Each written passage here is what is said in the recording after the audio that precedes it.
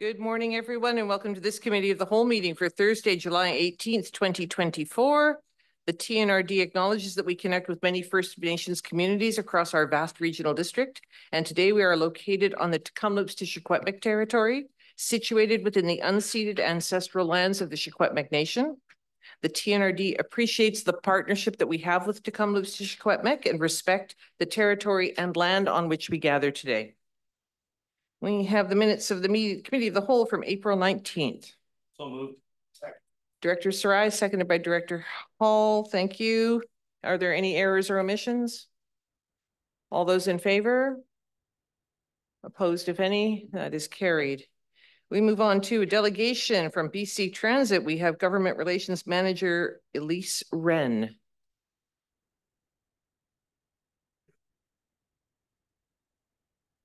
Good morning, Director Rain online. All right, Ms. Wren, the floor is yours. Thank you. Good morning. I'm going to share my screen here.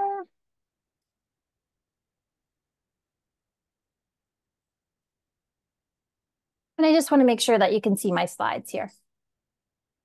Wonderful, thank you. So thank you for having me today and for the opportunity to connect with you regarding transit in the TNRD. I will here tell you a little bit about myself. So my name is Elise Wren. I'm the Manager of Government Relations for the Thompson and Kootenay region at BC Transit.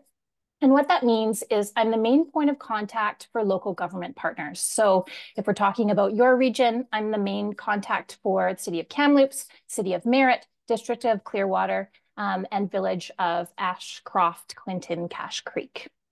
I'm supported by a team of subject matter experts. I am across everything in terms of your regions, but I'm by no means the expert on everything.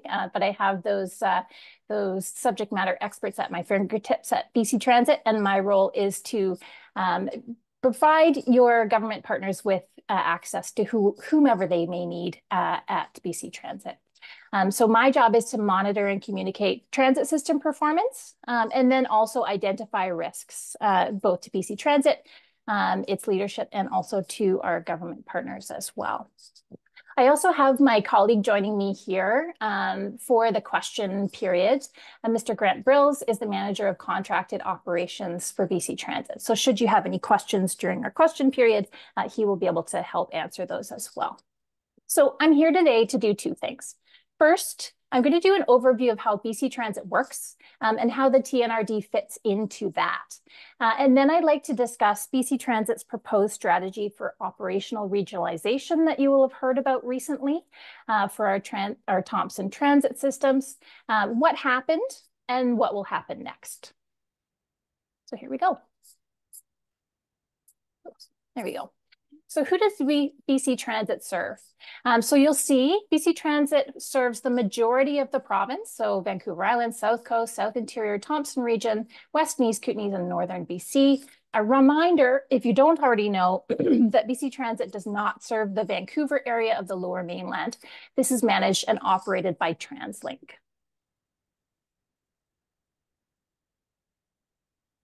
So how does BC Transit work with local government?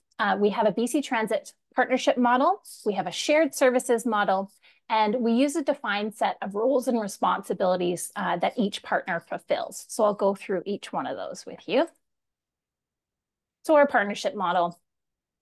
So with our current partnership model, BC Transit coordinates service delivery by working closely with local governments, the provincial government, and our operators that provide the service. So the provincial government sets public policy objectives. BC Transit delivers the service and supporting services. We work with our local government, 58 of them across the province. Each local government is the one to set the priorities, routes, rates for their transit system. They're also the budget holders, and they make decisions, all the decisions on service levels and approvals for transit expansion. So always remember as we go through this presentation today, that decision-making for anything to do with your transit system in terms of routes and rates and budgeting and all of this lies within the local government. And then we have our local operators. So they simply just deliver the service as mandated by BC Transit and our local government partners. So to highlight this a little bit more, there's a lot of text on here, but really BC Transit allocates the provincial funding. We arrange for transit operating contracts and procure and own our own bus fleet.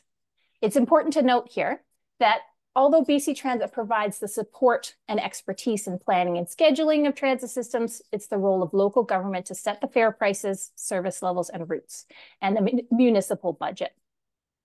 We subcontract the operations of our transit systems to third-party operating company. So they're responsible for delivering on-the-ground transit service and managing all administration, overhead, and customer service aspects to BC Transit's service standards.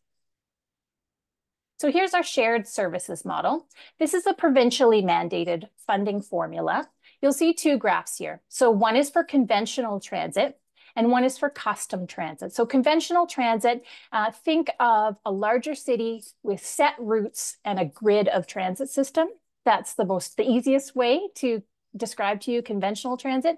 And then custom transit is a transit system like Handy-Dart, where there's more assistance needed, more services. It's a door-to-door service that is accessible and like a call-in for service. So you'll see here that conventional 53.31 is the municipal share. So that's the percentage that our local governments pay in a conventional transit system. And 46.69 is the provincial share. So this is what the provincial government kicks in for a conventional transit system. For custom, because there is a lot more to this service, because it's door-to-door and has more needs to it, the provincial government kicks in 66.69%, and the municipal share is 33.31. So of the Thompson systems, Kamloops falls under the conventional model for their large conventional transit system. They also have a custom system as well. So they have two budgets and they have one of each of these.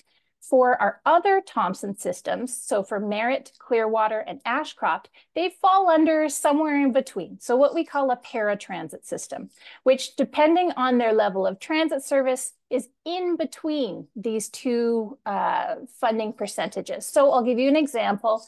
Clearwater, District of Clearwater is 41% municipal share and 59% provincial share. So you'll see that it is a blended model in between the two. Local government keeps 100% of the revenues that come from bus fare and bus passes and any advertising revenue that they may have to allocate towards their local share.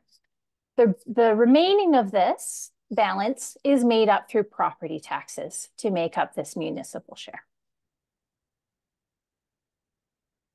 So where does the TNRD come into this? So this is important. So the TNRD is a community transit partnership agreement. So BC Transit has an annual operating agreement with each City of Kamloops, City of Merritt, Village of Ashcroft, Clinton Cache Creek, and District of Clearwater. A transit system may then enter into a community transit partnership agreement as a kind of subcontract between themselves and the community partner. So for example, here, the District of Clearwater has entered into a community transit partnership agreement contract with the TNRD. So you'll see here for TNRD, you have a contract with Clearwater for areas A, B, and O, and you have a contract with Merritt for area N. You don't have a partnership agreement for Kamloops, conventional or custom, and you don't have an agreement for Ashcroft, Clinton, Cache Creek. In terms of what you fund, your annual funding from area O is 10,000 and your area A and B is 40,000 of this amount of transit system funding. So if you're adding up the local share of funding, so this is what Clearwater pays for their transit, and this is what the province pays for Clearwater's transit. So you contribute $40,000 towards this $164,000. For merit, you contribute $5,000 towards this $291,000. That is the local share for merit. What's important to point out is that this is a relationship to the TNRD, and it's through each municipality, and it's not directly through BC Transit because it is a subcontract community agreement. In terms of communication flow, and I know that this came up as a question for you, which I'm happy to address, BC Transit communicates to our local government partners at the staff level. So I communicate with the staff members at each one of these transit systems. And then the expectation, and this is how it's historically worked at BC Transit, is that each local government partner, each staff member here, will then be the line of communication to their community partners. So each staff level here is the line of communication to report anything that you need to know to you. That being said, BC Transit and I am always pleased to come and present to you and answer any questions that you may have. But just letting you know that that's the traditional flow of communication, and it will typically come through the local government partner. So this brings me to what happened last month, and I'm happy to answer any questions and maybe clear it up a little bit for you. So you were informed last month of a operational regionalization. So to give you some background, in 2022, the BC Transit Board approved a contract regionalization to achieve efficiencies and effectiveness across the province. So in May of this year, I met individually with each of those local government partners from Kamloops, Merritt, Ashcroft, and Clearwater to inform them that BC Transit plans to group the operating contract for these communities and take it to RFP in 2024. I do want to highlight that we're talking about the operating contract. We're talking about the contract for service, and we're not talking about the annual operating agreement, which is the agreement, the partnership that we have with each of these communities. So each of these communities do remain separate and separate transit systems. We're just talking about who operates their service, and our plan to have one operator operate those four places. So just to clear that up for you. BC Transit approached this as informing about the change. And as a result, concerns were raised by some of the local government partners. And the concerns that we heard are a concern about their longstanding relationship with their current operator, specifically in Clearwater with Yellowhead Community Services, and a concern for rising costs as a result of operational regionalization. And then also a concern that local government wasn't consulted about this business decision. So from that, absolutely, discussion with local government partners is a key step for us in understanding any concerns with BC Transit's planned contracting strategy and in obtaining local government partner alignment. So we've now deferred the RFP to late 2025 to allow for a more comprehensive discussion with our funding partners. So what is regional operational regionalization? So it's, as I mentioned, it's the grouping of transit systems into a region that is operated by one contracted operating company to ensure continual improvements for customer service excellence. It's important to remember, and I'll say it again, that the annual operating agreement, so routes, schedules, service hours, all transit planning is still controlled by the local government partner. The why. So the contracting strategy is designed to deliver safe and reliable transit service with good customer experience. And this means a single leadership management oversight, a management of one transit fleet instead of four, with parts inventory controlled through one maintenance shop, with mechanics that specialize in the service of buses provided by BC Transit. And what's important to note here is that our goal is to improve safety, reliability, customer service, and efficiency. So you also need to know that BC Transit's operational standards have changed over the last 2 years. We now have higher expectations of our operating partners under a new transit management service agreement that meet the demands of increasing transit industry standards for safety. So part of this RFP is communicating the changes in increased operational standards and making sure that our operating partners can adhere to these standards. The when deferred to late 2025 with a contract starting in 2026. So who else has gone through regionalization? BC Transit has actually been streamlining provincial operations by regionalizing for about a decade now. You can see from this chart all of the other local government partners that have gone through this process and the regions that have been grouped operationally. These transit systems still have their own partnerships, own agreements with BC Transit, and they set out their own routes and objectives for their transit system. They're just operated by this operating partner here. What's important to note is that the Thompson-Nicola region is actually the last region in the province to go through this process. So challenges and benefits. So our challenges with the current state. So we're currently managing 3 different operating companies providing service to 4 transit systems. With varying operational standards and vehicle maintenance. Currently, there are challenges with leasing space and the cost and availability of third-party maintenance that have the skills and expertise in those areas to service BC Transit buses. The benefits to regionalization include the oversight of one fleet, as I mentioned, at a more controlled cost. A maintenance of one central location also brings those costs down. And there's a potential for greater interregionality. So by reducing the complexity of the system with 4 transit systems and 3 operators, services can be expanded in a more cohesive way. So what happens next? So from the concerns raised, it's apparent that more discussion is needed with local government partners. We want to continue the discussion and hear and understand the concerns. Our partnerships with local government partners are critical to offering transit service that meets the needs of each constituent in each community.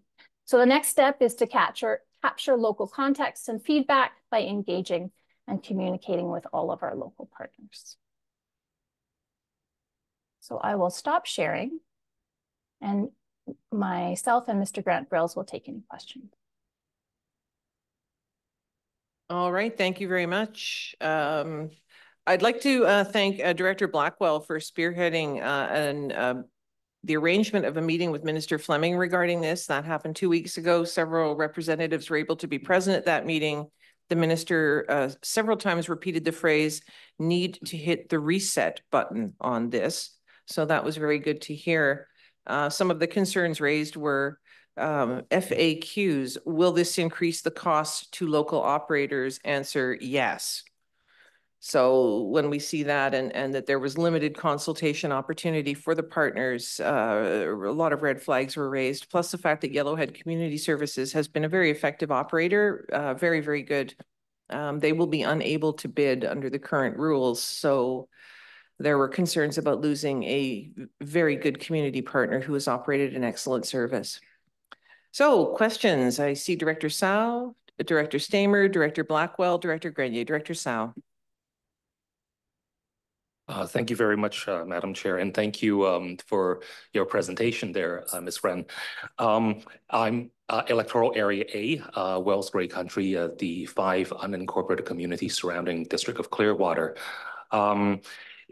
Listening to your presentation earlier, am I correct that you're basically saying that the service contract is between Area A, the TNRD Area A, and the municipality of Clearwater, and so electoral areas do not have a direct say to BC Transit? Is that what I'm understanding? Yeah, so your community transit partnership agreement is a subcontract with the District of Clearwater.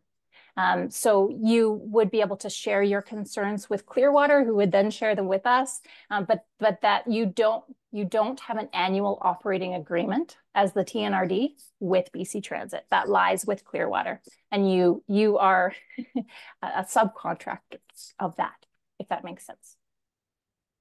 Thank you very much. Supplement to that, we're here together. Just going to share feedback about the service. You were saying that the reason for regionalization is safety issues and streamlining processes. But in my term in office so far, I have not, I've held community meetings and I have not had a single complaint about safety concerns or cost concerns with the existing service. So, across 1,600 residents that we have in Area A, is there a guarantee that the service costs will go down for Area A if this goes forth? And also just to note that it is over 100 kilometers to Kamloops. For me to grasp that there will be cost savings to base a fleet in a larger urban center, and say in Kamloops, that there'll be a cost savings to travel that extra 100 kilometers to service our area seems, to me as a layperson, doesn't seem that, it's going to happen. Just a note. And yeah, just another overview of the issues here. We've had various provincial ministry services from, BC Wildfire Initial Attack Crews to healthcare services moving away from our rural areas, which the TNRD serves. So I really do hope that this will be part of your consideration and the consultation. Thank you. Thank you. I'm going to ask Mr. Grant-Frills to address your questions. Certainly. And really, the focus of regionalization is about a long-term strategy, and it's not reflective of how the current system is being operated. We look at opportunities for the future when contracts come up and where there are natural travel patterns. So the vehicles that travel from Clearwater come into Kamloops on a regular basis. And that's where the opportunity is to, for example, if there is a 20,000 kilometer preventative maintenance cycle that's due, it would be managed by the mechanics who are focused on transit buses in the Kamloops shop. That bus can then be deep cleaned and then returned into service. The vehicles still would originate in the various communities. They would still be parked there. The drivers would still be originating from those communities. So that part doesn't change. It really is about sort of that regional approach for maintenance, specifically leadership. That is where the regional model is intended to be of benefit. Thank you, Director Stamer. Thanks, Madam Chair. I'll wait for Mayor Blackwell before I speak. Thank you. Director Blackwell. Yeah, thank you. And to be absolutely clear, one of my relatives works for Yellowhead Community Services current contractor, so declare that interest up front, but not in anywhere near this area that relates to transit. So quite opposite the other end, literacy and food security. So I'm going to state that up front, and that's why I stayed out of the meeting with Minister Fleming. Centralization has not served our section of the valley well. Director Zhao already touched on this with wildfire. I would extend social services, which Yellowhead Community Services picked up and saved when the government left Clearwater. Healthcare as well has been a hell of a struggle. I can't see any sense how from going from a nonprofit operating this service going to a for-profit company adds to any savings, which it won't. I mean, I think that's already been stated that it will not save the cost to our community. Our community is bound to transit by letter patent, so we're required to provide that service. But to be fair, if we're going to see an increase in cost here, we would look for a way to opt out of our letters patent or find another provider. At this particular point, Yellowhead provides an incredible service. The drivers there, the relationship between Yellowhead managers and those drivers, the relationship between those drivers and their customers who they all know by name, who they have their phone numbers to find them when they are lost in Kamloops and pick them up in a custom way. That level of trust and service between a whole bunch of vulnerable people traveling to Kamloops or around Clearwater on a regular basis, that first name basis, that face-to-face familiarity and that care that goes with that level of service would be lost, is my fear under this system. And I think that would be an incredible disservice to our communities. And I'm quite sure the same is said for Ashcroft, Kamloops, or Clinton, and Cache Creek, and everywhere else served by these smaller contracts. And I'm going to leave it at that. And I don't know if there's a question in there, but I think there's a statement. Through the chair, I'll just respond. We're happy to have those conversations with you, Mayor Blackwell, and I'm actually looking forward to having further discussions with you so that we can completely hear you. Thank you, Director Stamer. Yes, thank you, Madam Chair. Thanks for your presentation. A couple of questions. Nowhere in your presentation does it show where the cost increases are or what they're going to be. That's number one.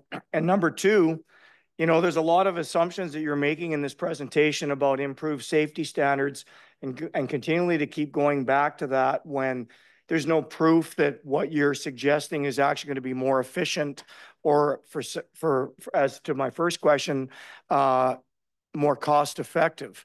And, you know, in Barrier, we're not involved in the process. Obviously, we weren't informed, we weren't consulted, even though there is a shared bus service that comes through our community from Clearwater that is used extensively by our seniors. That was something that we brought into the forefront years ago. We actually started it. And there's times when we don't even get an opportunity to get on the bus because it's already full from residents north of us. And I totally appreciate the fact that they have to travel further into Kamloops, mainly for healthcare issues than we do. But again, no involvement, no consultation whatsoever, not even on a staffing level. So I feel that this is the only opportunity we get these chances to talk to you is when all of a sudden something blows up and then you have to try to respond to that. So where are we going to be going forward in this consultation process to 2025 before the RPF comes out?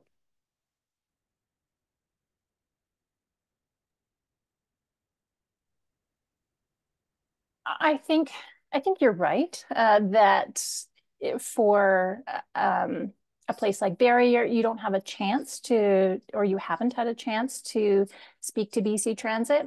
And I think that what I would like to do is I would like to hear from you. I mean, I'm your regional representative, so I would love the opportunity to meet with you and hear your concerns. So yes, it is unfortunate that it's come to a crisis point here where I'm coming in front of you, but that's not to say that moving forward, let's have more conversations.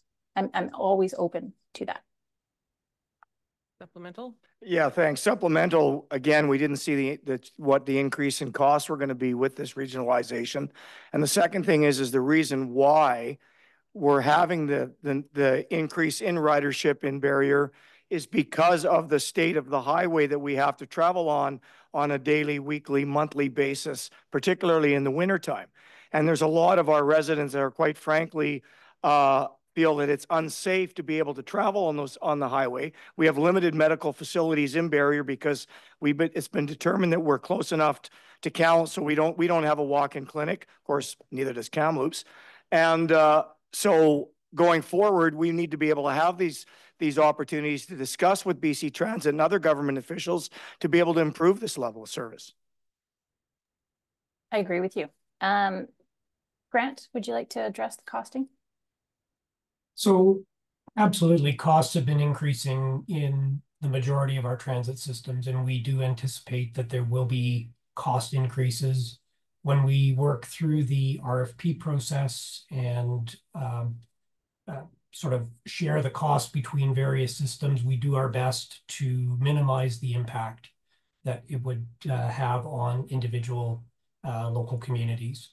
So that is one of the things that we focus on, but I'm not gonna lie to you that it won't cost more. It will. It costs more every year for us to deliver the service under the current operator as well. And as far as I think there's a separation here as well that's important. The need for transit is really that conversation that you have working with Clearwater and Elise on establishing what are the needs of the community. At that point, we have the operating company deliver on that. So if there's provincial funding and there's a desire from the community to improve upon that service level, more frequency, more routes, whatever that ends up being, that is within your purview to push for. And then we would work with the operating company to ensure that they hire a sufficient number of drivers and are capable of delivering that service. And so there is a separation between the two.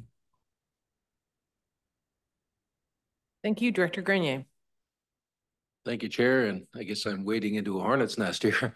I represent Area J, and there's the unincorporated community of Savinaw. Savinaw Seniors, the Seniors Association just celebrated its 50th anniversary in Savinaw. And we have a community of seniors that are expressing to me their concern that as they age, they're losing their driver's license, and they're asking about transit. The slide that you put up today talks about service in Roland's area and John's area and your area, Barb. And so obviously I can have a discussion locally about how we might piggyback on that. But I'm also concerned that your presentation didn't have any dollars, any costs per trip, any of those sorts of things. So I'm concerned about the costs associated with providing transit for seniors, and is so something that could help me along with that analysis and sharing that with the community so that they can make a decision whether it's a service that's affordable to them and one that they would welcome. So if you could steer me in that direction, that'd be helpful. Of course, yes. I'll often, when I present to boards and councils and I present to my local government partners, I'll often put in cost per service right down to route level. I'm happy to provide that information. I didn't today just because it wasn't part of our over-hierarchying conversation, but I'm absolutely happy to provide that to you. Question for you, which local government transit system would you be closest to? Well, from the slide that you put up, we would be on the route to Clinton and Cache Creek. Okay. Yeah. So what would happen next is I would have a discussion with you and with the local government partner that serves that area with their annual operating agreement, and just have an investigation to see what we could do. What we do is we have a planning department that looks at adding routes. We cost them out. So we have a yearly cycle that we do this. We have our local government who comes to us saying, I want to add service to this area. So for example, in my boundary community, in the Boundary Grand Forks area, they want to add service to Christina Lake. So we are doing costing right now of what that route would look like. So the local government representative tells me, I want to take the bus through here, or we make a map for him and say, is this what you want? Then we go through rounds of costing, what that looks like. We present it back to him. He takes it to his board, and then goes through an MOU process. And then we put those service implementations in the following year. So just really starts with conversation about what we could do for your area. And I'm happy to chat about that. If you check the Yellowhead Community Services site, you'll see the Healthy Connections bus does stop in Savinaw twice on 2 days a week. So it comes through from Lillooet one day and Lytton another, and it stops in Savinaw and picks up there on both days and continues on into Kamloops, and then comes back on the same route later that day. So that chart then, Chair, that chart would be inaccurate. No, it is, it's quite complicated. It's Okay. the Healthy Connections, which is different from the local transit service. So if you go onto the Yellowhead Community Services site, they do give a breakdown of both sets of services. Yeah, and if you also, thank you. If you also go to the rider's guide for that community, you'll see it broken down, and it does go on different days of the week. So I have Director Hayward.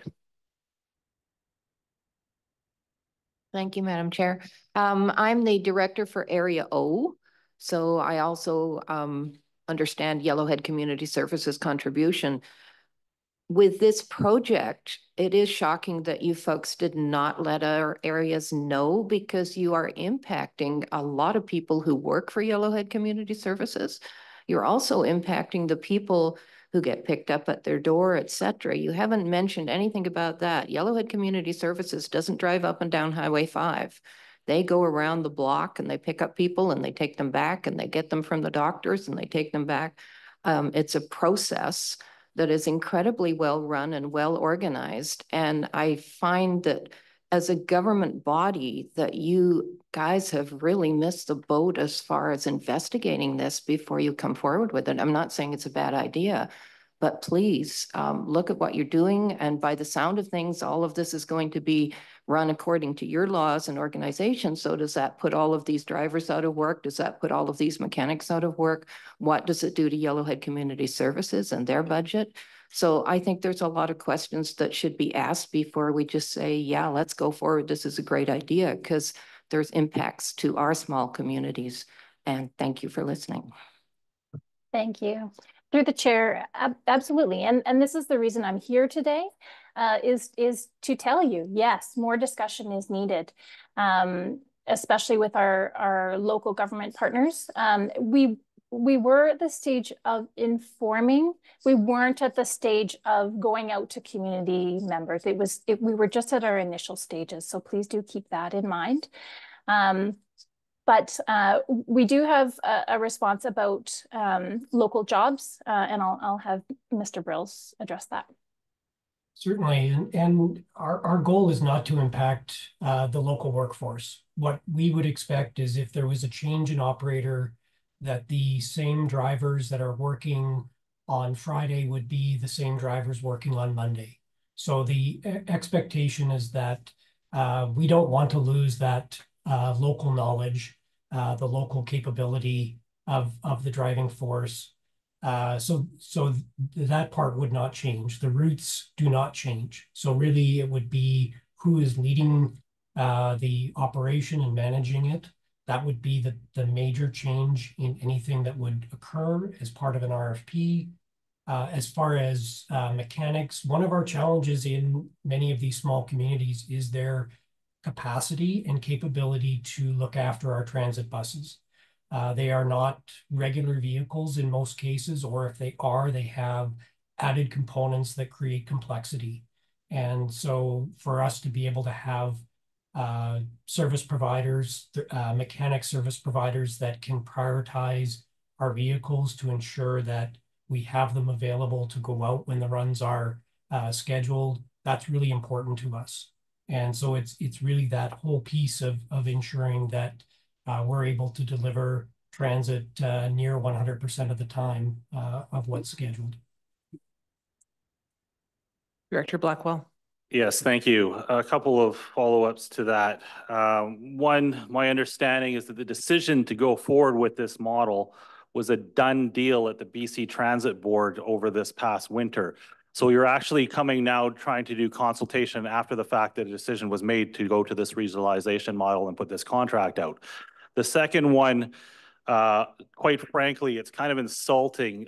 There's a company that does transit maintenance in Clearwater that builds transmissions and engines for the mining industry to operate vehicles at 20 to 30 degree angles so that those engines don't explode and those transmissions don't explode. And they're considered one of the best in the industry, and they're one of the people that does some maintenance on the transit vehicles in here. So finding that service that only could be offered in a large center like Kamloops, I think is incorrect on your part. Can you answer the question as to when the decision was made by the BC Transit to move forward with this regionalization contract model? So you are correct. It was presented to the BC Transit Board and accepted by the BC Transit Board in February of this year. And I do recognize to your other point around the maintenance provider in Clearwater, they do have strong capability. So my point was more general for the areas that are part of the RFP. But we also recognize, given the what kind of work that they do, prioritizing maintenance for transit buses has not always been where we can ensure that that's there. So that has been one of our challenges. Not to say that that is a trend, but it is one of the things that we need to consider as part of maintaining our fleet. Thank you, Director Getz. Thank you, Chair. I'm the mayor of the city of Merritt, and we've had a really good relationship with transit, and I think we have some of the largest ridership, close to 85,000 rides a year in a town of about 8,000 people. We do lease office space to the Transit Society. They've let us know that they're moving on. But attached to that lease is the parking area out in our where the buses now park. I'm assuming that will have to be relooked at because those spots are attached to that part of the building. And once we release that out, those parking spots go with that bit of the building. I guess kind of like Mayor Blackwell, this isn't a question, it's just a statement that most of us in here have seen centralization such as healthcare and forestry has been an absolute disaster. So hopefully you won't follow that model and follow something else. I understand about centralization, but sometimes maybe it's not the best way to go. But we do appreciate transit and everything that's been done, and hopefully we can keep the same service that we have because my community relies on it heavily. It's used very well. Thank you. Heard and appreciated. It's a pleasure working with you and with your staff members. Thank you. Thank you. I'll just say that some of the people who use our transit system between Ashcroft, Cache Creek, and Clinton are some of the most vulnerable people in our communities. They almost always do not have access to transportation on their own. So this is really a lifeline. And I just a concern that also was raised at the meeting with Minister Fleming was certainly the bus systems in Clearwater and Ashcroft, Cache Creek, Clinton are very, very different animals to the bus system in Kamloops in every possible way. And so the very real fear is that the Kamloops transit system will suck all the oxygen, attention, dollars, etc., out of the room and leave our very small systems with their unique needs struggling. So that is a very real concern that came out loud and clear at the meeting with the minister. Thank you. Are there any other? Oh, sorry. I'm sorry, through the chair. Oh, go ahead. I just wanted to comment on that. I did hear that follow-up from the meeting with Mr. Fleming, and that's why I did want to address that today. With the annual operating agreement that exists with Ashcroft and then Clearwater, Cache Creek lumped in there, Clearwater, Merritt, these are your own systems with your own budgets and your own priorities.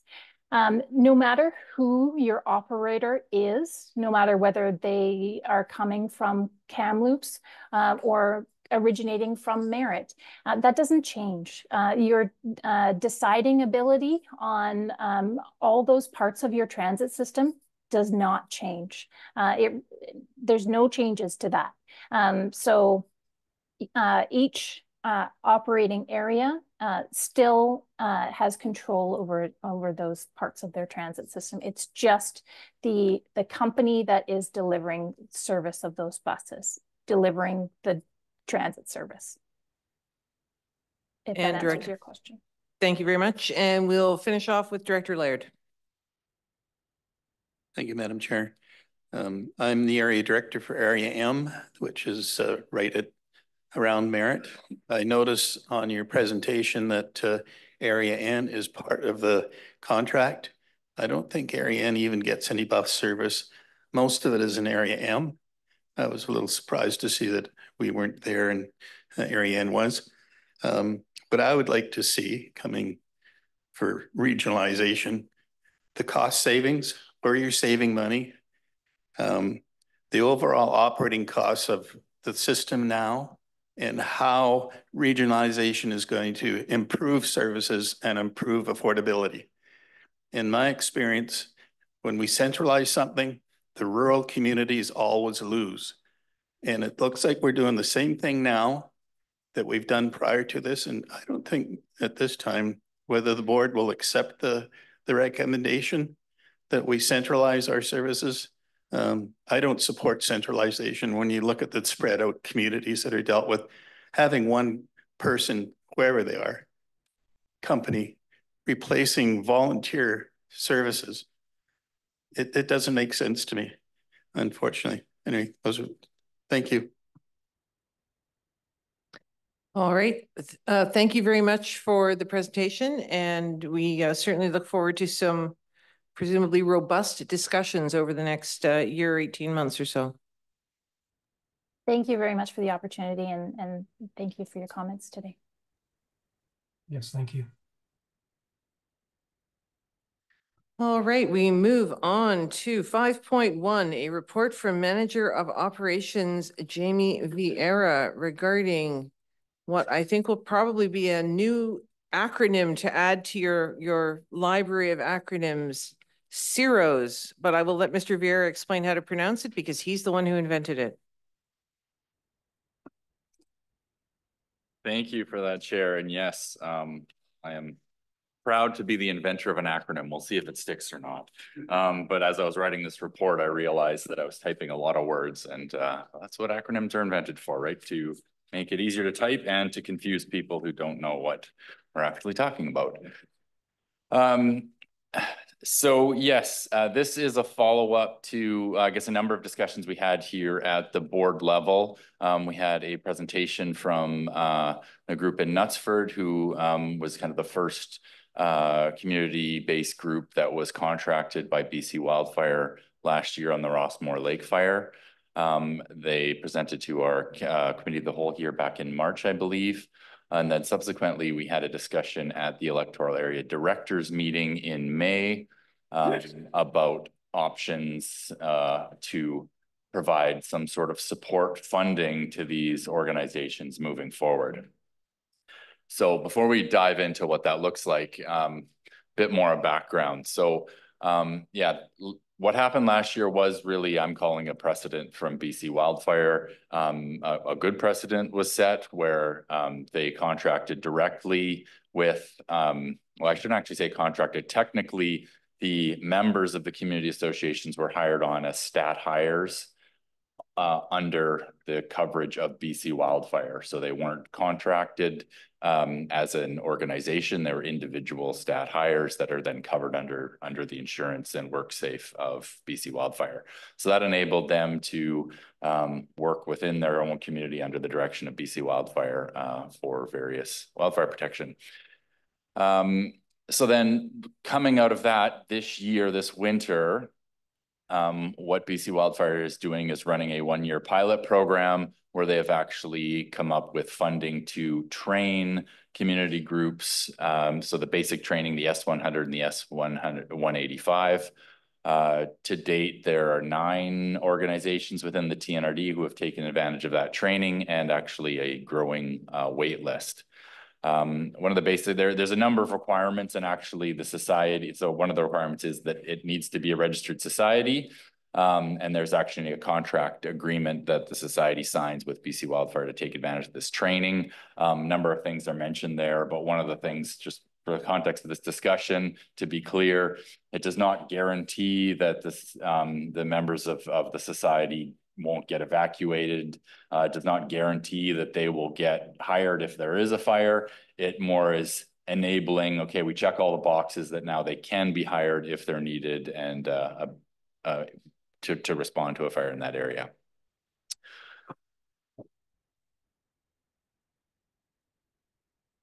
So since that training was announced, I know many directors in this room here and staff as well have been receiving a lot of inquiries from those community groups, from the CIROs, that how can the TNRD support and fund these going forward? So BC Wildfire has only committed to this as a one-year program, so there's no commitment whether or not there will be funding for training next year. The S100 and the S185 do need to be renewed annually and to be able to stay current. And then as well as on the equipment side, a lot of the requests are around basic equipment like personal protective equipment, coveralls, rakes, shovels, work boots, that sort of thing, even to the point of, skid tanks, hoses, pumps, that sort of thing as well, that there's interest in these communities groups acquiring. Now, the short answer to those requests so far has been no. We have no mechanism to provide funding through any existing TNRD services. So there is no service set up to fund these organizations directly. And furthermore, the discretionary funding that's set up through each electoral area in that policy, it specifically restricts funding to any firefighting organizations. So, what are the options to move forward? The first one is a fairly straightforward one.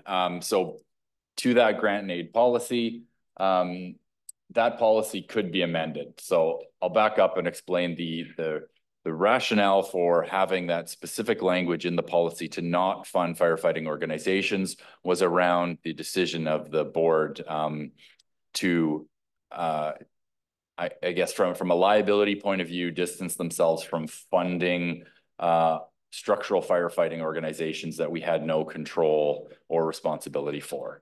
So the old model of the TNRD was to provide grant and aid funding directly to structural firefighting departments that were community-based departments run by societies, and hand over the money and walk away.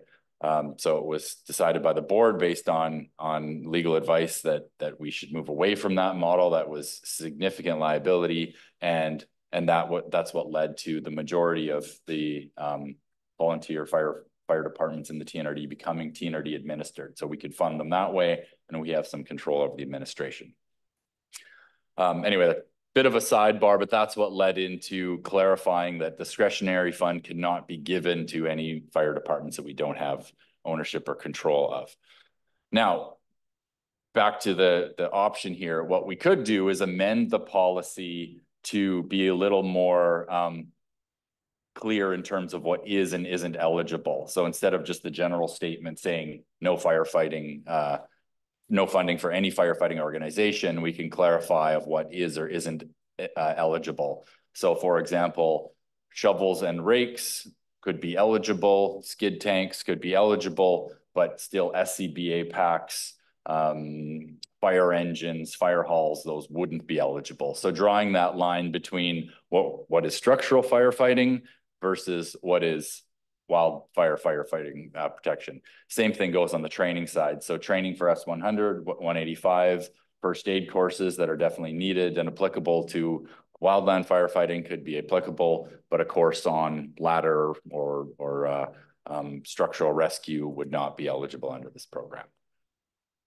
Now, there is some limitations to this, and when you're looking at these options, consider this as a standalone. We can do this in conjunction with any of the further options, or this alone, or not at all. But the limitation of this is really the intent of the what's called the electoral area grant and aid program, previously called discretionary funding, was that it is meant for one-off contributions. It is not meant to replace a service establishment. So what that means is if the intent is to fund an organization ongoing every year, this is not the mechanism to do that. The other consideration is those funding. The funding is $13,000 per year. It's typically fully subscribed and used for a broad range of things to support within each electoral area. I'm sure the directors can speak to that.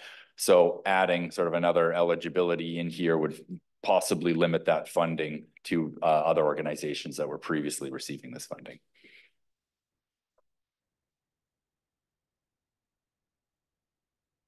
So switching gears a bit to the service establishment side. So the next three options would be creating a new service in the TNRD to provide funding.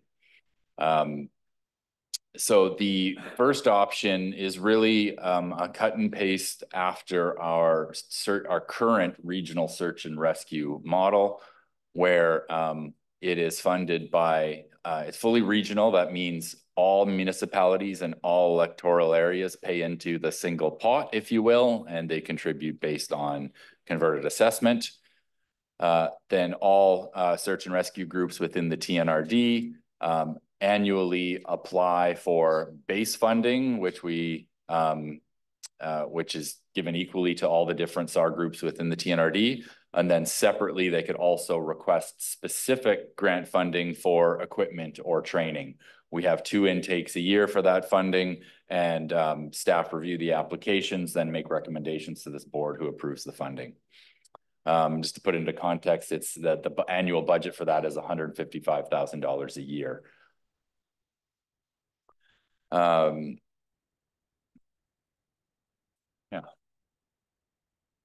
So moving on to another option. So this again would be a very similar structure in terms of the mechanics of it. The difference would be who's paying into the service. So another option would be looking at a regional electoral area grant and aid service only. And in this scenario, it would be only funded by electoral areas, not municipalities. This would still be the one pot funding model where all municipalities all electoral areas are paying into a single service, and then grants are distributed out of that single pot. And then the fourth option would be similar to the way the discretionary fund works. Each electoral area would tax for this service, but have a separate pot per electoral area. So only those zeros within one electoral area would apply for that funding, or however many they are, where they would apply for that funding. And the funding remains within the electoral area. One of the issues with this, and I say in the report, I don't recommend this, but I just wanted to put it on the table just for discussion and consideration. A number of issues with it. This would require not a single public assent process like it would with a regional model. It would require 10 individual public assent processes within each municipality or within each electoral area. And then the big challenge would be, well, what if it's successful in 7 electoral areas and not in the other 3? We're still following legislation, then we end up with 7 services. So then a zero who's in one area can qualify for funding, but one in another area does not qualify for funding because the public assent process failed. I just think there would be challenges with the mechanics of this, and around the public perception of this being an unfair mechanism. And I also think it would just create more of the attitude of kind of division with each electoral area on it by standing alone, instead of what we really want to foster is, in my view, a regional cooperation for regional benefit and that type of service. So some further considerations around the, I'll get to financial in a second, but around the public assent process. So in option number, sorry, I'm backing up. In the first option where it's a regional grant and aid service, we need to unpack this a bit further, the exact mechanics of it. But the public assent process would be that each electoral area, it would be a region-wide public assent process, but then also the municipalities would need to separately agree to join the service for this to be a whole service. So I just want to be clear, it wouldn't just be this board's decision. This board can't force a municipality to join a service. But I wanted to put this out there for discussion at this board level of what direction we want to go, because if this direction is the preferred direction, then the next step would be actually to speak to each municipality individually about their interest in this type of service. Whereas under option number 3, where the municipalities aren't involved, then it would be a direct, a single public assent process that we would run in electoral areas only, and municipalities wouldn't be involved because they wouldn't be part of the service.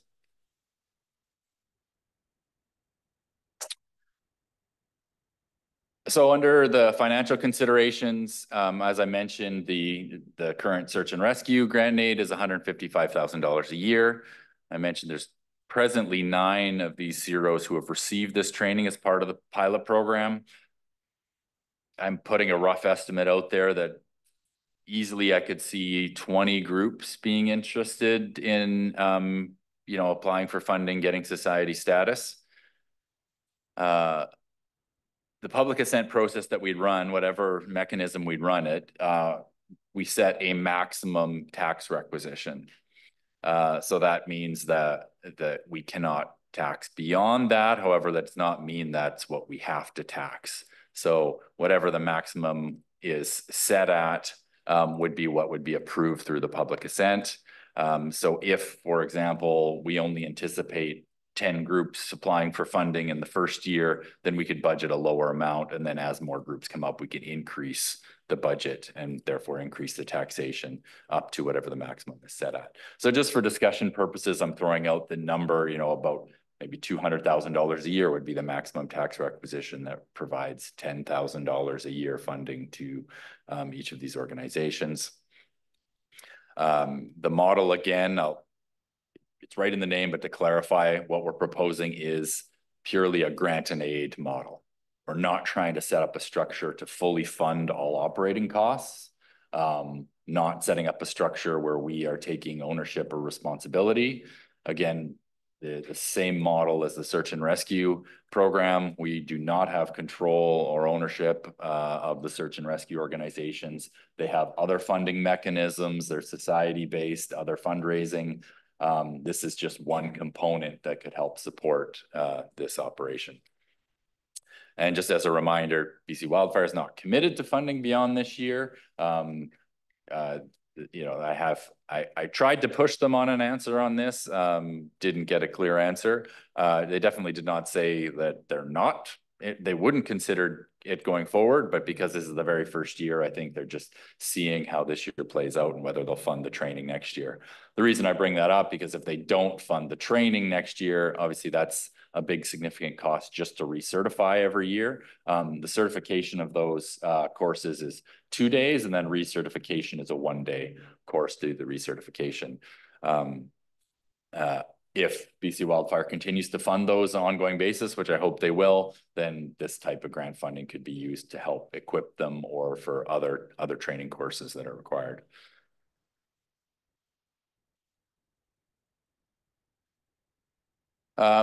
So in terms of next steps, you'll see that I did not make a recommendation in this report. We're just bringing this forward for information as we committed to do.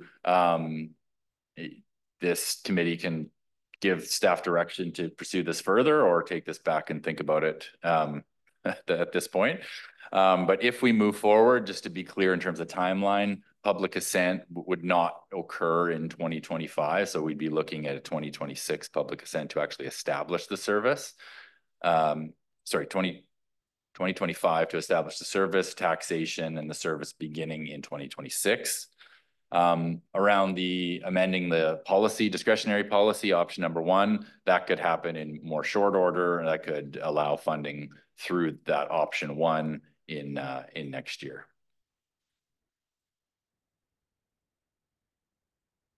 Put it back over to the chair. That's all from me. Whoa, that crap I had. I don't have my wing woman here to help me, so hang on a sec. Bill, this is your time to shine. I've got Director Houghton, if you keep your hands up till I name you, I've got Director Stamer, Sarai, Laird, Newstater, Houghton, Grenier. So if you've just heard your name called, you can put them down. Thorpe and Sow and Middleton. Thorpe, Sow. All right, who doesn't want to speak to this? That might be...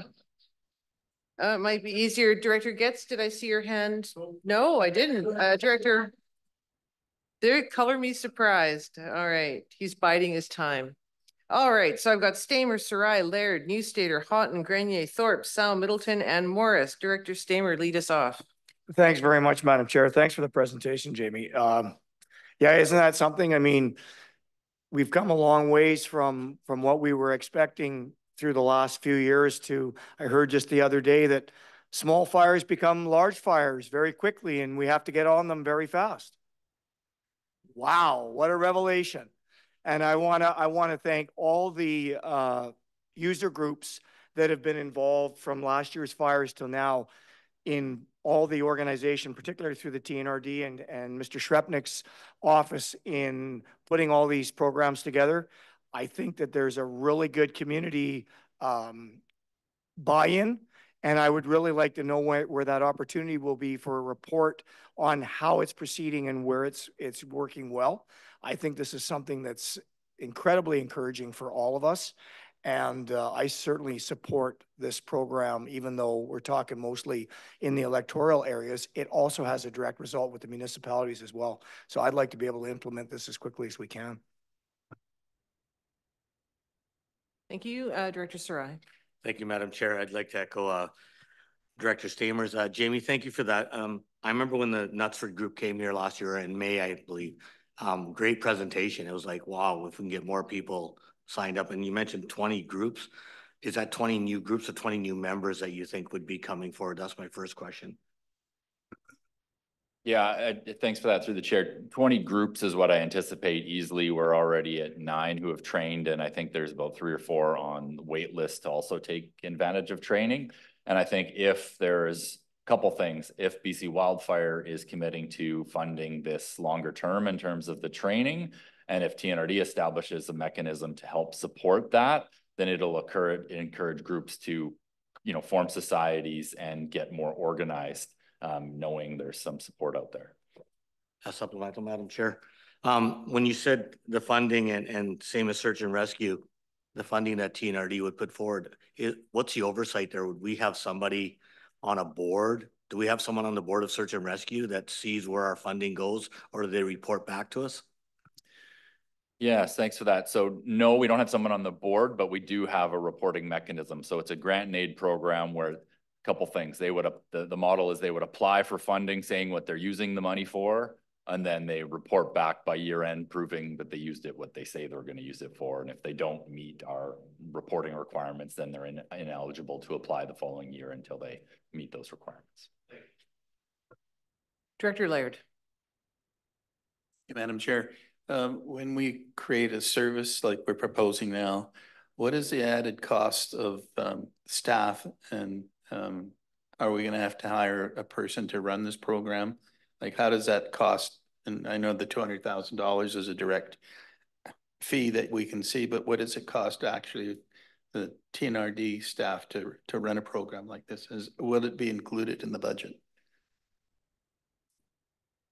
Thank you for that. That is a good question. I did not factor in significant staff time into this budget. Yes, obviously this is another program that we would have to administer that staff would be involved in. I do not anticipate this requiring a full-time staff person, but we will have to incorporate staffing and administration costs in the service. I don't know exactly how that would look yet, but all services have an administration component that that's included, which would be included in this. Thank you. Director Newstader. Thank you, Chair. Thanks for the report. I agree with everything that Director Stamer said. I think this should have been placed long ago. It's sort of bizarre that it hasn't been. So pleased to see the pilot. I also think it's totally appropriate for municipalities to contribute. EAs, I mean, number one, there's really no point. It won't be effective in any way. Option 4 is off the table. And to me, number 3 is also non-viable. We need to contribute to this, and it impacts all of our communities.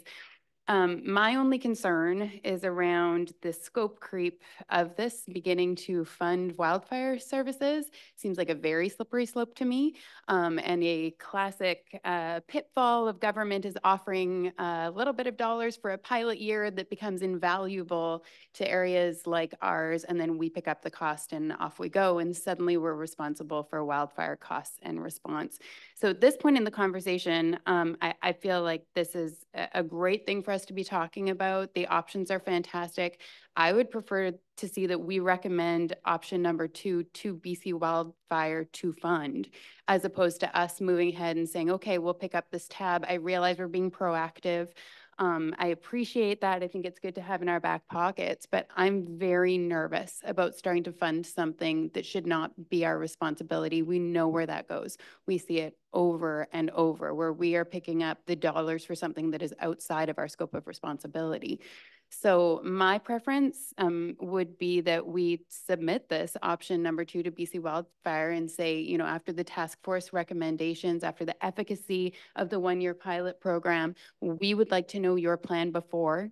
We can put an X date on it so that we know when we're moving ahead, but our communities need to know whether they're going to be left to suffer, whether the province is going to follow through with the task force recommendations, which means funding them as well. You can't just say, okay, good to go, now you pay for it. So that's where I'm at. I would prefer that either we sit on this and receive it for information only so that we are ready to action. But by far, my preference would be that we send this back to BC Wildfire Service and say, we need a budget of up to $2,000 so that we can fund up to 20 different groups to execute your priorities and care for the needs. Chair Roden, may I just provide an answer? And you kind of hit on exactly what I was thinking with the task force as well, because this was a really big discussion amongst the task force. And I think perhaps the recommendation could come forward with the caveat that in consultation with or something with BC Wildfire before it would ever get executed here, because I think we can push them on this. And I think it could be added to FireSmart. I could think it could be added to all those things. We just received a huge grant for FireSmart, and another few $100,000 I think will go a long ways. So we could collaborate with BC Wildfire, but still maybe have the recommendation go forward if the board sees fit. Supplemental, obviously, there's a lot of conversations still to be had, but if that's an appropriate motion and what the board would like to do, I would certainly put that forward. All right, so we have a motion duly moved and seconded. Next, we have Director Houghton. Thank you, Chair Roden. I feel the same way as just about everybody else has spoken this morning. Director Sarai and Director Newstater, Director Stamer, Laird. Since the Knutsford group came here and made their presentation, they've been out and about. They've been asked by quite a few different communities within the TNRD to come and assist them in setting up and following their role model and getting one going in their areas. And I don't know, they've been to quite a few different groups or communities, and there's a lot of interest out there. And just as recently as 2 weeks ago, we had our first fire again in Knutsford. Some dumb idiot decided to throw a cigarette out right at the turnoff to Edith Lake Road by the old Bonanza feed mill and caught the hillside on fire and burnt up a hydro pole. And thanks to a couple quick neighbors that got water tankers, Lazy FD Ranches and Stobie Excavating, they came within minutes with loads of water, and then Knutsford first responders came and actually blocked the road and help put the fire out. BC Wildfires came shortly after and completed the mop up, and then designated that it was put out. But here's a good example of what these kind of groups can do in rural TNRD areas. And I highly recommend that we go for option 2 also.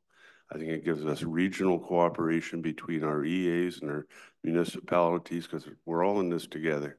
Like it says in the presentation of Jamie's, which I want to thank Jamie for. A Rossmore fire could have just as easily come into Kamloops, but groups like that helped put in the fire guards and also manage the fire. And I think under what Director Newstater said is follow that model, and CEO Hildebrand is follow option 2 with consult first with BC Wildfires, and I'm really proud that we've got to this stage already. Thank you. Thank you, Director Grenier. Thank you, Chair, and thanks for the presentation. In Area J, we have an improvement district fire department. We have the Tobiano Fire Department, which is going to be expanded and possibly joined with Cherry Creek. And then we've got areas like Lac Lejeune and the north area, Tranquille Valley, that don't have a population base that can support a structural fire department, but very much want to have a fire brigade established. And so CIRO versus fire brigades, I don't know about acronyms and such, but the objective, I think, is the same thing, to provide some level of fire response to wildfires in areas, and particularly in areas that don't have the population base to perhaps support structural. So in looking at your options, if we're moving forward with this, I know you're trying to find a place to land on this. You've got areas that have a defined structural protection area tax base. And then these other areas certainly could benefit in suppressing fire that might roll into the area, but you've already got a population base that's supporting a fire response. So that might be something to think about as you're going through, whether you exclude those areas that already have structural protection, because that's essentially a bigger fire brigade. But overall, I think that this is a direction we need to go. Then the other point that I would like you to think about is that search and rescue, you know, we fund into search and rescue on a regional basis because they got to go rescue and search wherever. And I can see that. But in the area, for instance, Tranquille Valley or Lac Lejeune, they're not likely to run up to Clearwater. So I can understand why there might be some association in the costing to look at the areas that are being served, perhaps the electoral areas that are being served.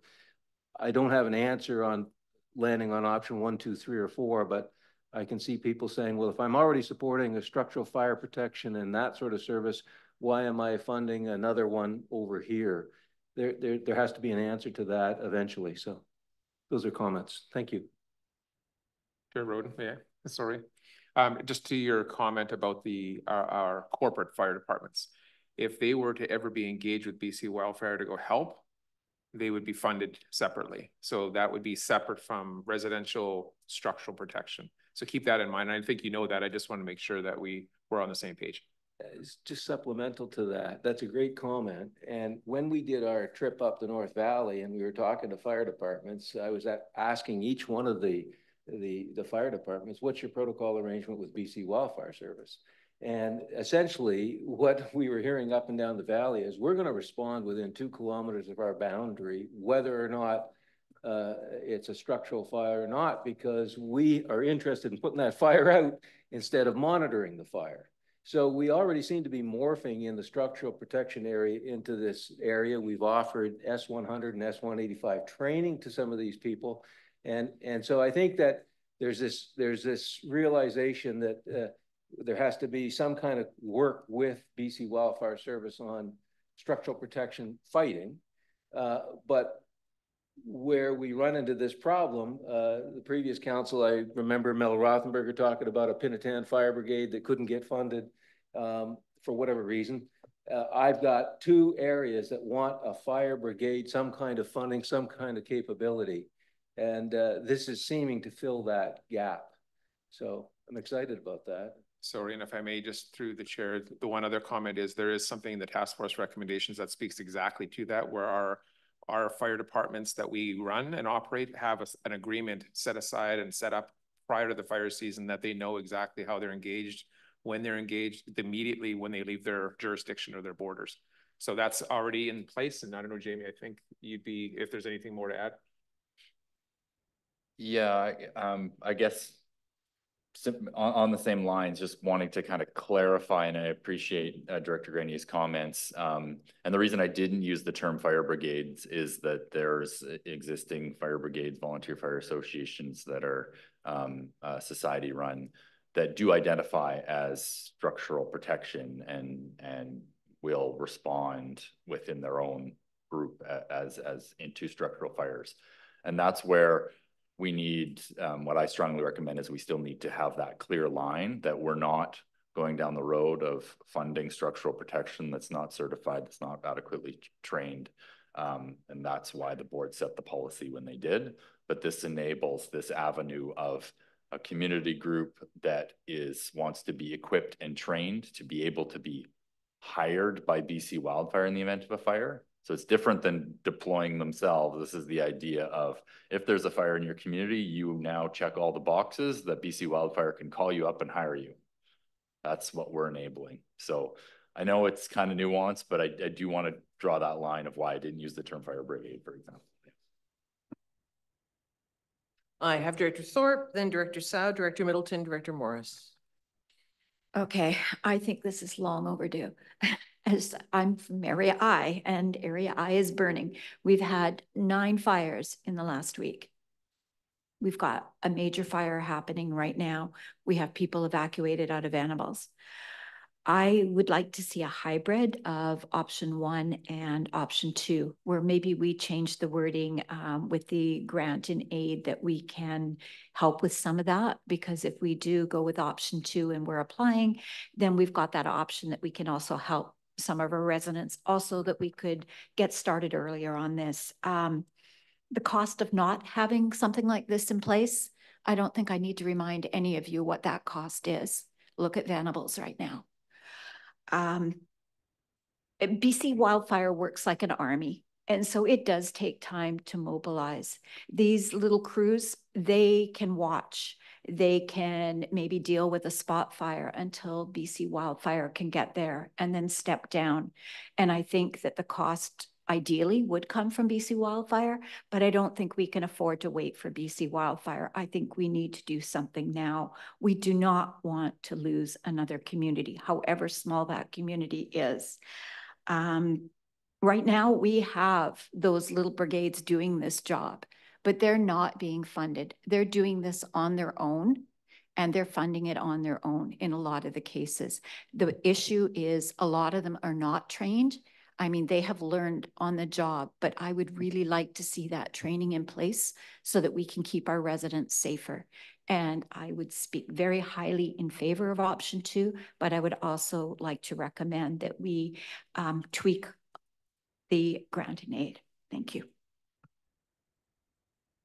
Thank you, Director Sow. Thank you, Madam Chair, and thank you, Jamie, and your team for distilling everything into actionable 3 points for us. I echo Director Newstater's comments about the constant downloading of responsibility to us. I speak for Area A when I say that the appetite for new taxes is very low. We're going to have a referendum in Birch Island for structural fire protection. And even then, it revolves heavily around taxes and financials. I believe, it's been tried, a few times before, this fire protection service offering, and failed in the past. And I believe we're gaining more traction in this time around simply because of, in recent years, the emergencies that we have been through and people changing their mentality change. But it's still, we pay a lot of provincial and federal taxes already. Maybe, for lack of a better term, could go on the offensive and upload some of these costs if Mr. Kelly, in terms of advocacy, working with Mr. Hiltbrand up with the task force, and that would be appreciated before we commit ourselves to having our residents, take on this responsibility financially and physically too. Now we're asking our residents to put themselves in harm's way. Whereas BC Wildfire, there is this service that is supposed to be their jobs, to do these kinds of situations. We would be not only asking residents to step up, but also step up seasonally. And, if people commit themselves seasonally, that would take away their economic capabilities to do a full-time job in the community. So that's, not just the taxation impact, but the lost economic opportunities too. So just my comments. Thank you. Thank you, Director Middleton. Thank you. First, I am in favor. I think of option 2, and yes, with the thought that BC Wildfire needs to be come to the table on this one. Just one quick comment. I did attend a Fire Smart presentation up at the Barrier Forks Park last weekend.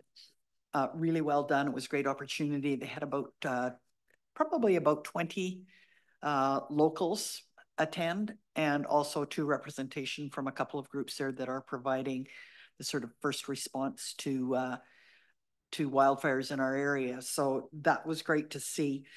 I have a couple of comments, and these, please don't intend these to be negative comments. It's just, I think there will be some challenges ahead a little bit with any kind of a plan, whether it's put forward by TNRD or whether it's put forth by Wildfire. But just, if we fund equipment, which is potentially part of the proposal, and what types of equipment, is how would we track that equipment and how to ensure that it does not become personal property of somebody, because there is very often a lot of inherited goods out there by owners who then, take ownership, a little bit, possession being 9/10 of the law. So we could see potentially equipment that we could fund as not being left in a place where it could be accessed, at any time by others as well. So that is a little bit my concern, that, that equipment is stored on private property, and are we moving forward then going to need to start trying to come up with public property to store this equipment on so that it is accessible in an area at all times by any member of a crew. There's quite a lot of strong personalities involved in a lot of these groups. And I can see over time that some of these strong personalities may become fractious relationships, and we could see a little bit of whose area is who should be responding what equipment belongs to who can go where. So I just think that we need to be cognizant that anytime this type of stuff starts new like it is, that there's going to be growing pains, and that's some I see a little bit. I think we're going to need to have a little bit of a way to manage those growing pains and make sure that we don't see public property become private property, and just that we can keep this going and keep it as effective as possible. Thanks. Yeah, if I could respond, thank you, Director Middleton. Good comments.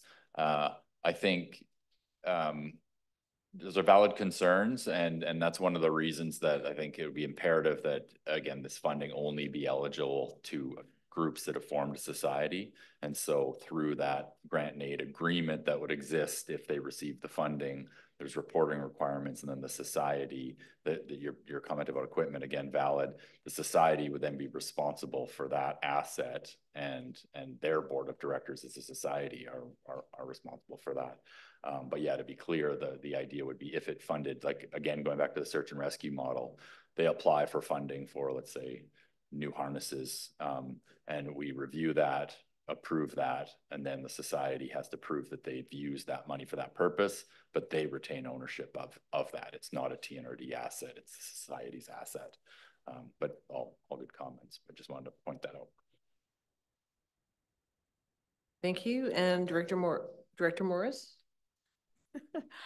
Last, possibly the least comment, because most of the comments have been edifying for sure, and along the lines of my thinking. So yeah, option 2 is certainly where I would land.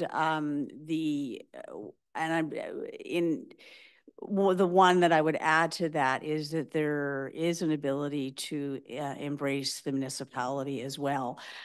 In that particular model, we can go that way a little bit in terms of if we do need assistance. And clearly there are, within Area P, there are certain areas that the municipality is right beside us. And I think it's important that that partnership be there as well. So great comments by everybody, and I'm not really adding a lot to the pot other than that final little comment from myself. Thank you. Okay, just a quick note. Yes, Director Houghton, Director Getz, I've got you both. Just a quick note. We have a 20-minute transit presentation after this, and it is 21 minutes until the minister is due to be here at our closed committee of the whole meeting. So Director Houghton, if you want to go ahead. Yeah, let's make it quick to answer some of Director Middleton's concerns.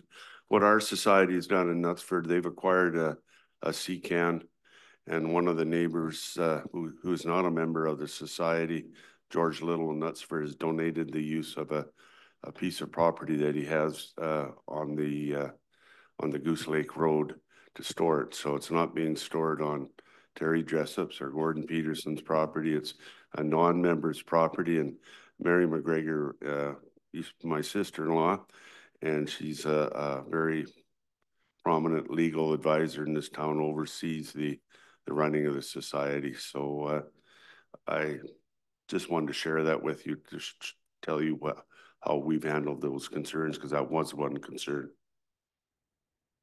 Thank you.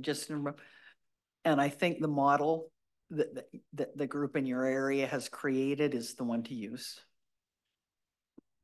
Director Getz.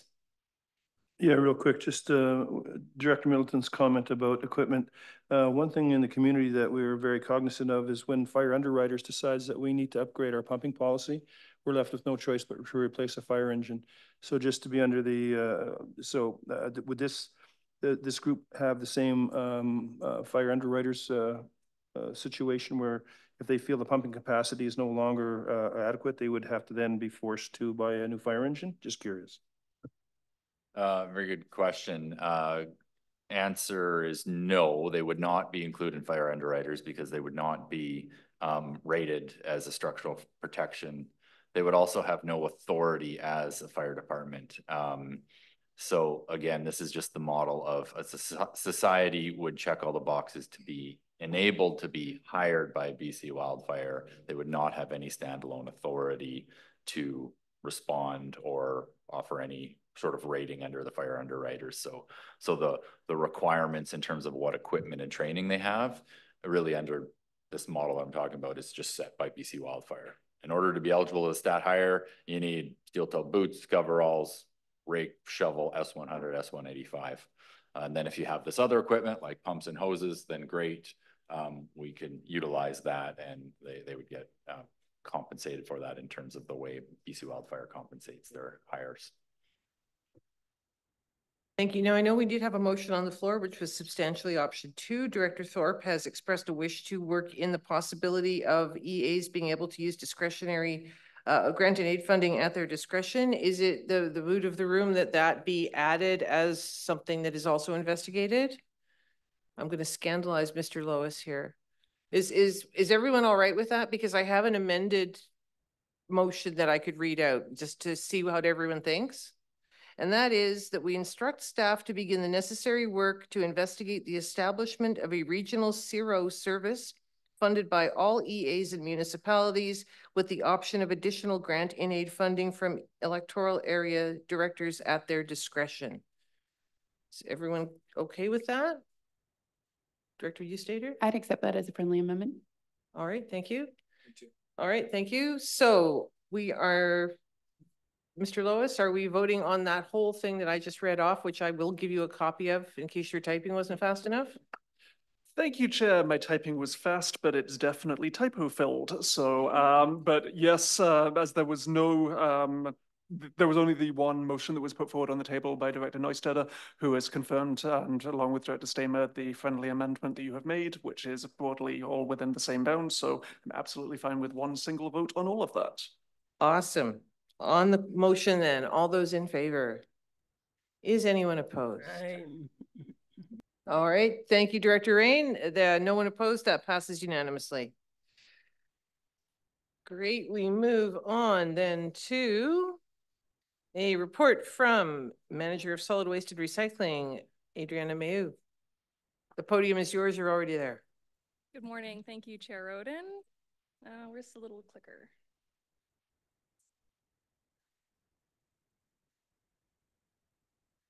Okay, thank you so much. I know we're tight on time, so I'll be sensitive to that. Good morning, board. Thank you for the opportunity to share with you today. What I'll be speaking to is some updates from the Solid Waste and Recycling Department, some program updates and highlights from 2024. Much of this information was presented to the Regional Solid Waste Management Committee at the April meeting, and there was desire shared at that meeting to bring this information to the board to share with you here. So I've tried to do a bit of a refresh for those who are part of that committee and heard some of this in April. And for others, it will be maybe some new update information. So a quick snapshot of our system as a reminder. So the TNRD operates 11 eco depots, 17 transfer stations, and 2 active landfills. In this system, the City of Kamloops is also operating 3 landfills, in addition to 3 private landfills in our area as well. And every year in the regional district, on average, we send about 93,000 metric tons of waste to landfill. And this is coming from our population, which is currently around 143,000 people. In 2023, this gives us a waste per person generation rate of 694 kilograms per person.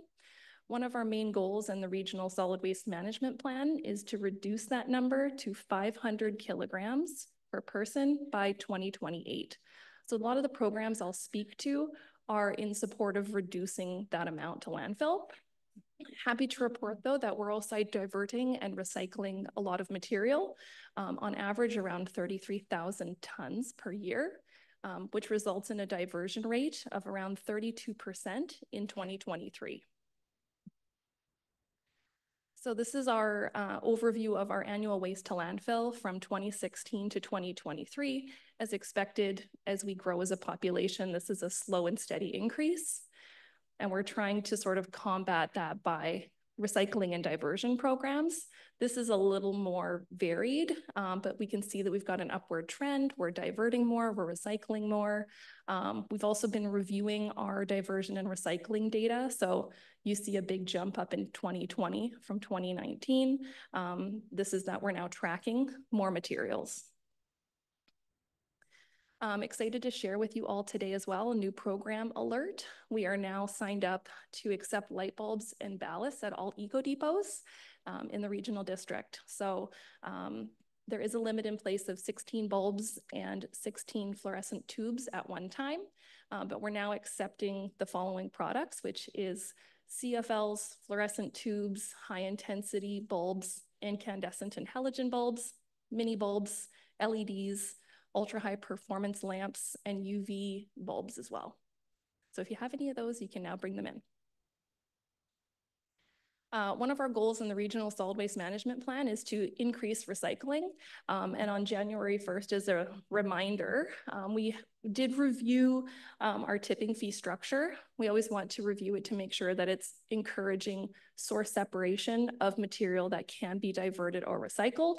And so we did increase rates on January 1st. Regular household garbage went from $80 to $90 per ton, and then mixed demolition, renovation, and construction waste went from $160 to $250. Quite a jump in the mixed demolition, renovation, and construction, and that's to really try to encourage further separation. I don't have a ton of data supporting the changes here. It's just Q1 and Q2 from last year and this year. We see an 8% decrease in regular household garbage so far, a slight increase actually in DRC, but this can be very dependent on local projects going on. So we do have lower rates in place for clean wood, asphalt, shingles, and concrete and asphalt, as well as many free to recycle or divert materials at our facilities. We do have consistent rates between TNRD and City of Kamloops facilities, and this helps ensure that we're not pushing waste from one place to the other.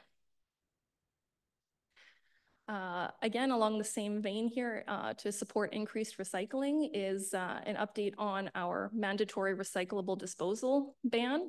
Sorry, the formatting went a little funky on this slide. But this was something that was launched in 2022. At the time, it first only applied to old corrugated cardboard. And after implementing that, we have seen an increase in recycled commercial cardboard at TNRD facilities. We recently expanded the bylaw in early 2024, and it now includes all recyclable materials that are covered by provincial extended producer responsibility programs. So what that means is that if the product has a take back program, we're now saying, please do not put it in the garbage. We have the bylaw in place to help encourage that. And if there are issues with particular customers, we always focus on education, but eventually somebody could face a penalty. And these were the loads that we were originally trying to go after. So this is from the Mission Flats landfill, a whole load of clean cardboard. And some more shots. So now we're diverting this material and making sure it's not going to the landfill and that it's being recycled instead. And so we can see here, this is just showing incoming recycled commercial cardboard at our facilities, 2021 to present, and we're recycling more than we were before. Kind of midway through 2022 is when the bylaw was first launched. Sort of the anomaly spike you see in 2023 is when the Mterra fire happened, and we accepted commercial cardboard from the city of Kamloops at the South Thompson facility. So that's that spike right there. But happy to see it's an upward trend. To support this bylaw, we did create several hauler resources. So these are decals, letters, information cards to help spread the word. We've updated that for the new materials. So these are now available to order on our website and they're free of charge.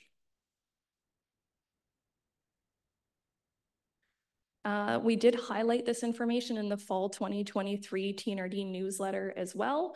There was an article there on the bottom, keeping more waste out of the landfill, speaking to this initiative. The next exciting thing that we have started working on is developing a construction and demolition waste diversion strategy. So just mentioning that we had quite an increase in the rate for that material, we're now working on a toolkit, resources, and materials to help educate haulers, do-it-yourselfers, contractors on how they can best divert and recycle the materials they might encounter when they're doing a project. So this will be something that we develop in collaboration with the construction and demolition industry. We'll be speaking to the Canadian Home Builders Association, haulers of C&D waste, as well as municipal staff that are in the waste and permitting departments. So we're currently doing research and planning. We have been busy assessing current markets and infrastructure, looking at industry best practices, what's working elsewhere, what can work here. We're definitely unique as a regional district, and a lot of these initiatives have been in larger municipalities. So what does it look like here, and how can we best support folks to divert and recycle as much as they can? And we've currently had a couple of kickoff meetings with the City of Kamloops solid waste staff. So we're excited that this is underway, and we're starting our focus energies on developing a C&D toolkit. So what this will do is provide information on local waste management requirements and all available services and facilities. So really kind of a one-stop shop resource for people who are doing projects, for all the information that they might need to have access to. And it'll help contractors identify which waste materials can be diverted. It would be handed out as part of getting a building permit and also made available to do-it-yourselfers, both online, at building supply stores, at the building permit desk, and at solid waste disposal facilities. So far, we've started with kind of the low-hanging fruit, which is updating the website. So we currently have this page is live on the website, and it's starting to pull together some of this information. Definitely still a work in progress at this time, so please feel free to give it a check out. There are some revisions coming after our latest meeting, but if you have any feedback, we would love to hear it. So the next steps are continue working on the website. We'll start drafting an actual toolkit document, and then we'll be scheduling and initiating some roundtable discussions with the industry stakeholders and beginning survey development. So we're hoping to launch the discussions and public consultation this fall. So you'll hear more about this later on. One of our next goals is to reduce the amount of organics that's landfilled. And to do this, we prioritize backyard composting outside of the city of Kamloops. Last year, we sold 150 backyard composters. They're available for purchase at all TNRD Eco Depots, as well as Lions Landscaping and Kamloops. And we are continuing to look for a community-based area to do a composting pilot program. So what this would look like is a larger compost system. We would like to put it in a community garden where there's homes around. And we're looking to be able to compost yard waste from the garden, as well as accept food scraps from some of the surrounding homes. Ideally, this would be a fenced area, but if not, we can look into putting in a fence. So if you could turn your minds to that and think of possibly a good location for that, I would love to hear some more about it.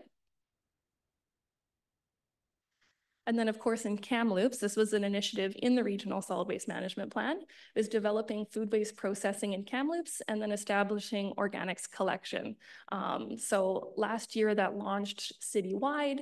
They're now collecting organics from all 27,000 households in the city. They've seen a 35% reduction in garbage as a result of the program launching. And right now they're sending organics to a couple of different locations. It's gone to Halston Composting out in Cache Creek. Some has gone to the new Squetsum Engineered Waste Management Facility onto Kamloops to Secwepnik Reserve. And then some had been previously going to Ingerbell Composting in Princeton. The next one, which I've been excited about this one for a while. We've talked about it quite a bit. It's finally now open as of May 1st. And this is a year-round household hazardous waste facility. So this did open on May 1st. It's accepting materials that are corrosive, toxic, flammable, or reactive. And these are things that often people aren't sure what to do with. It should not go into the garbage. We used to do annual roundups to collect it, but unfortunately that limits people to a small window once a year. And so now there's year-round opportunity to get rid of this material. The facility is located at 480 Okanagan Way in the Mount Paul Industrial Park. It's operated by Northwood Environmental Services, open Tuesday through Saturday, 8:30 to 4:30. And this is a 50-50 partnership between the City of Kamloops and the TNRD. Our annual budget is $200,000. And we do accept residential material only under this program.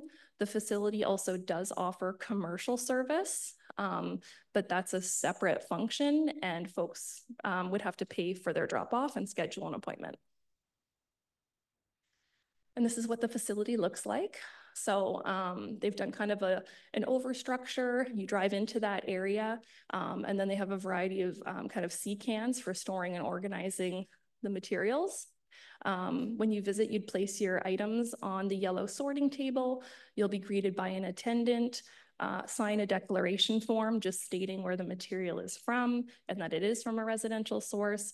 And the attendant will take care of sorting your materials properly and ensuring that they're properly packaged. And then they're sent off for either recycling or proper disposal.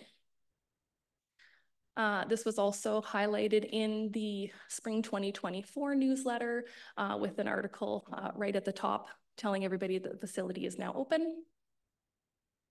We've got a great brochure, information guide. This is available at all of our solid waste facilities on the TNRD website and stocked up at the facility as well. If you'd like any of those to bring back to your communities at all, please do let me know. I believe we did send some out to municipal offices, and we're happy to continue supplying this information so it can be distributed. All right, next is a quick highlight on our illegal dumping and abandoned waste program. So we've done a summary report for 2023, and I'll share some of the highlights from that. So the scope of our program, we do community cleanups, and we also clean up illegal dump sites. Community cleanups are when we're working with a nonprofit agency or society, cleaning up crown land, road right-of-ways, or public spaces and parks. Their cleanups are not meant to benefit individuals or private businesses. And illegal dump sites are eligible if they're on crown land and it's municipal solid waste. So last year we completed 14 cleanups. 7 of those are in what we call the City of Kamloops fringe zone, which is a 10-kilometer kind of buffer outside city limits. And I'll talk some more about that in a second. We supported 6 community cleanups and then waived tipping fees for 2 individuals who brought waste into our facilities. In total last year, we spent $15,000 on contractor costs, $4,200 on tipping fee costs, and cleaned up 32 tons of material from public spaces and Crown land.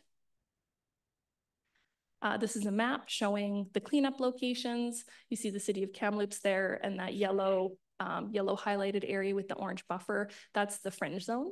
And there you can see where the dump sites were that we cleaned up last year. So our GIS department has put together this phenomenal application that we're super excited to be using. It helps us track our information and do better reporting. One of the sites I'll highlight from last year was a cleanup we did on Timberlake Forest Service Road out near Lac Lejeune. This was fairly unbelievable to see with your own eyes. We never did find out kind of what the story was here, but it looked like the entire contents of somebody's house was carted into the woods. And it all had to be walked in, like you couldn't drive in to where this was. So super strange. There was quite a bit of stolen material there. So we spent quite a bit cleaning this one up. In total, the contractor and equipment costs were $6,000, tipping fees were $680, and there was 8.5 tons of material in this area. And it was kind of everything. It was miscellaneous household items, clothing, toys, camping gear, bicycles, tools. Yeah, pretty crazy. So some more pictures for you to see. We really were trying to get to this before there was too much snow. Yeah, it was very extensive. But we all love a good before and after. So here's what it looks like now, which is lovely. And with the equipment, they moved some of the trees back so that it couldn't be accessed by vehicle again later on. So it's kind of back to its natural state. I wanted to just touch on reporting. If you'd like to report on a illegal dump site, we do have a reporting form on our webpage, tnrd.ca/report illegal dump site. You can put in information about the location, and then it comes into our new application, and then our staff can get that scheduled for cleanup. So this is what it looks like on our side. The new tool that we're using, we can see the sites that are reported, where we verified the materials, what's been assigned to the contractor, what cleanups have been completed, and which files are now closed and resolved. So much better tracking now for this program. And our intent is that we do an annual report every year to summarize the activity that's been going on with this program. And also some quick operational updates. We've been busy removing hazard trees from a few locations. These are kind of difficult to see, but this is the Loon Lake Transfer Station, removed about 75 hazard trees. Recently removed some more hazard trees from the Vavenby transfer station. At the Savinaw location, we put in a brush crib to better accommodate the material that's coming into that facility, and also put in a loop road. It's a little bit dark with the window, but excuse me, Ms. Mayo, can I just interrupt you here? We have Minister Ma here. She does have a hard exit time of 11:15. Okay. So what I'm going to do right now, and I apologize, we did run long and encroach on you, but we will make that up to you because we will come back into an open meeting after the closed session has ended. Okay. If that's all right. And yeah, I do have some people who've asked questions, who have questions they want to ask. So in the meantime, move for close. I have to read it out. I'm afraid that I move that a closed meeting will take place in accordance with Community Charter Sections 92B. The consideration of information received and held in confidence relating to negotiations between the municipality and a provincial government or the federal government or both, or between a provincial government or the federal government or both, and a third party. Second by Director Stamer. Thank you. All those in favor? Thank you.